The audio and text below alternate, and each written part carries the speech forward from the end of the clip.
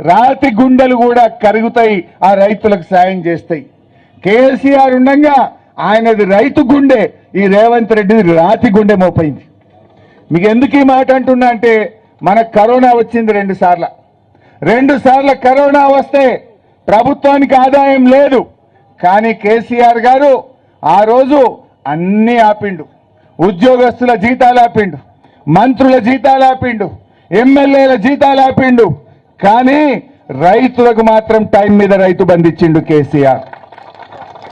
2 సంవత్సరాలు కరోనా వచ్చినా ఏమైనా రైతు బంధు ఆగినారే? మరి ఇప్పుడు ఎందుకు ఆపిండు రేవంత్ రెడ్డి? కేసీఆర్ది రైతు గుండె, రైతు కోసం తన్లాడే నాయకుడు కేసీఆర్.